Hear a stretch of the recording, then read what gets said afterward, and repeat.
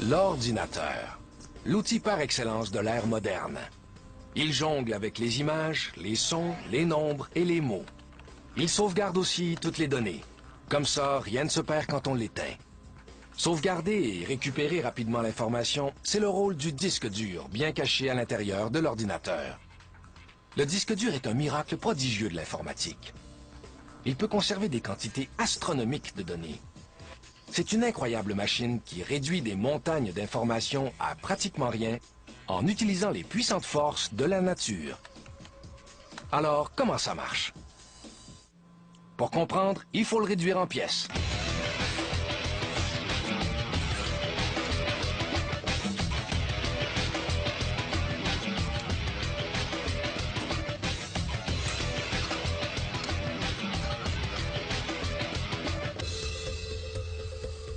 Le disque dur comprend 5 parties principales. Un circuit imprimé reçoit les ordres de l'ordinateur et contrôle le disque. Un moteur électrique fait tourner les disques à exactement 7200 tours par minute. Le circuit imprimé garde la vitesse constante.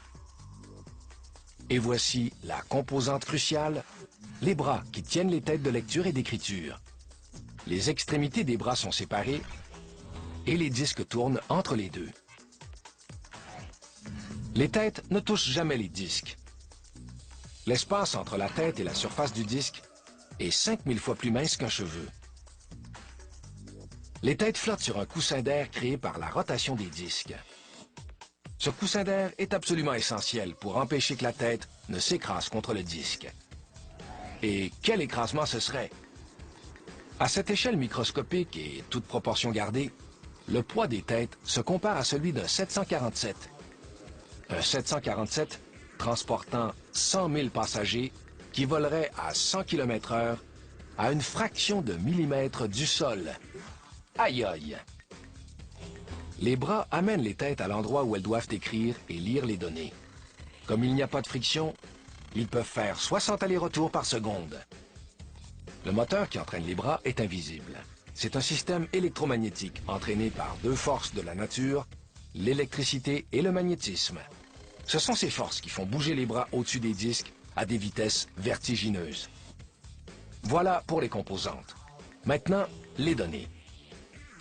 Les données sont emmagasinées dans d'étroites pistes concentriques à la surface du disque. Pendant la fabrication du disque, on crée jusqu'à 200 000 de ces pistes. Chaque piste est divisée en secteurs.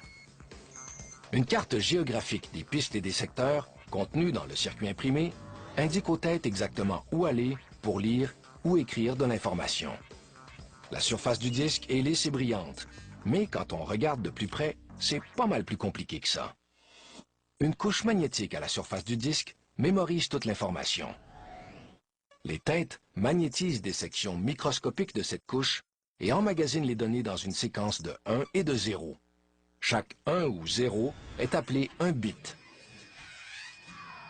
La valeur de chaque bit est déterminée par l'orientation de son champ magnétique. Et les bits se multiplient en un rien de temps. Une photo de haute qualité peut nécessiter 29 millions de bits répartis à travers 12 secteurs différents du disque. Ça peut sembler énorme, mais en réalité, une quantité stupéfiante de bits peut tenir dans un espace extrêmement petit. Chaque centimètre carré de la surface d'un disque contient 31 milliards de bits, de quoi sauver beaucoup d'espace. Un disque dur emmagasine et récupère une quantité phénoménale d'informations à une vitesse qui défie l'entendement.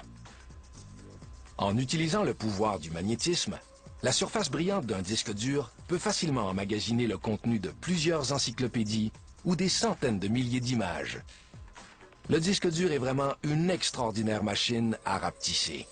Il réduit des montagnes de données en minuscules bits d'un seul coup.